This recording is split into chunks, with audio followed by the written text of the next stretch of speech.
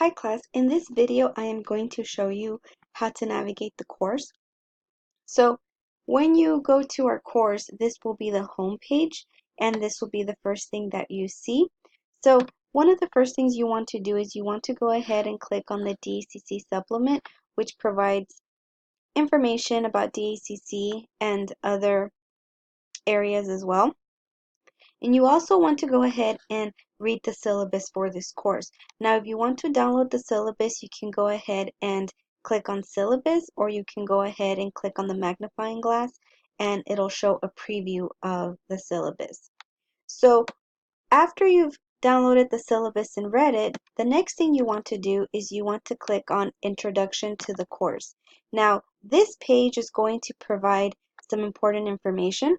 For example, it has a video where I go over the syllabus in detail.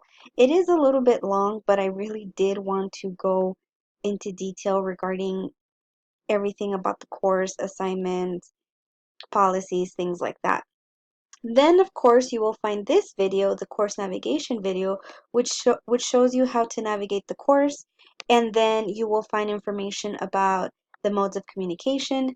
As I mentioned in the other video, I will primarily communicate through Canvas and through my natalie@nmsu.edu email. And of course, it'll take me about 24 to 48 hours to get back to you. It also lists the program student learning outcomes. I also discuss grading, my policy for grading. Now, typically it does take me about a week to grade the assignments. Quizzes, some of them are graded automatically because the answers are already stored in the quiz. But sometimes if the quiz requires a short answer, then obviously that would take a little bit longer for me to grade. So, like I said, typically it takes me about a week to grade everything, maybe 5 to 10 days, depending if I have other essays I need to grade in my other classes. But nevertheless, if I do fall behind, I'll let you know in an announcement. So anytime I'm done grading something, a grade should pop up under your grades and you'll be able to see what you got.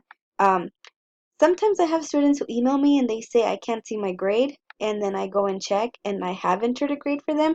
So sometimes Canvas might be a little bit glitchy. So if that's the case, just let me know and I'll double check and we will try to get to the bottom of it. But just please keep that in mind. Usually I provide written feedback on the assignment itself, and then obviously for quizzes I don't do that. But for written assignments, I provide written feedback. I also provide a grade, and some of our writing assignments, most of them, they also have a rubric, so I go ahead and I fill them out. If you're unfamiliar on how to check all these, like the written feedback and the rubric, I do have a video. Sorry, it's not a video. I'll record a video, but right now I have a handout that's called Viewing Your Feedback, and that lets you know how to view the written feedback and how to view the rubric.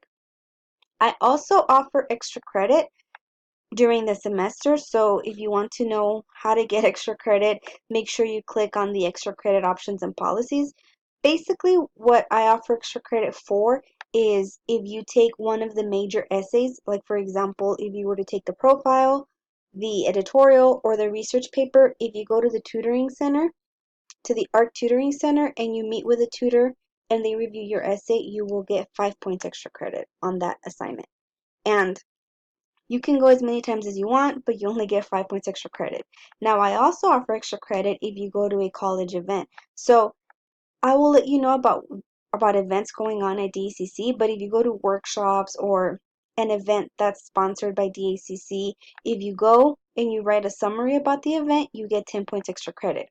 The tutoring, the extra credit for tutoring, that's applied to the essay itself. So like let's say you got a 45 out of 50, I would add the 5 points and you would end up with a 50 out of 50, which is 100 for that essay.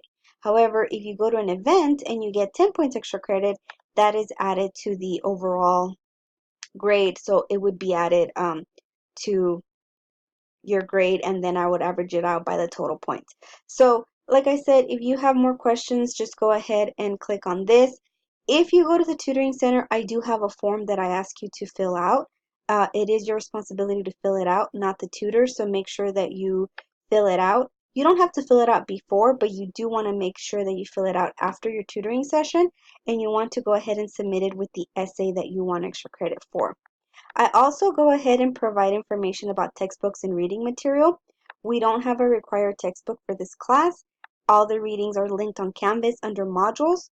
So after you read this, like I said, make sure you read the syllabus and make sure you go to the introductions discussion because that is our first assignment. So as you can see right here, I post some questions. Now, if you want to go ahead and reply, all you have to do is click on reply and then you can go ahead and start typing your response.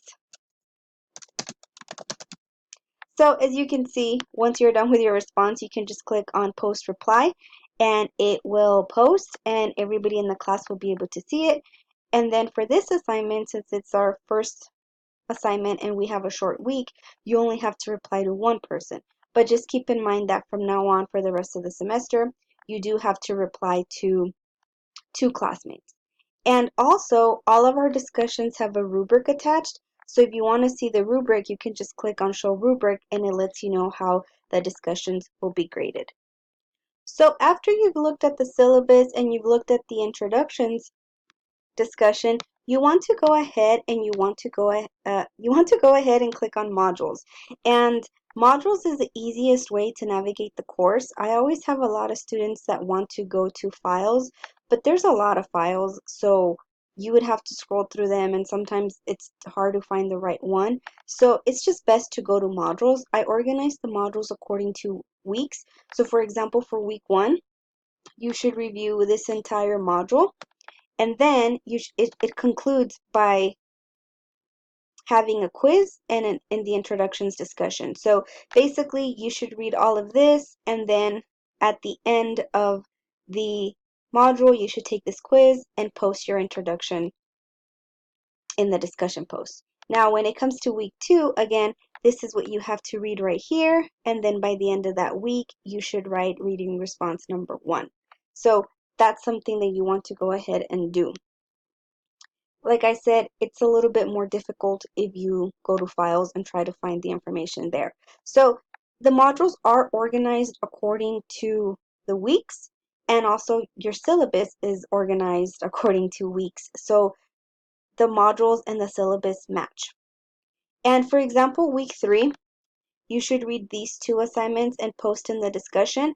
And then I provided a link to the profile essay. Now, this doesn't mean that the profile essay is due on week 3.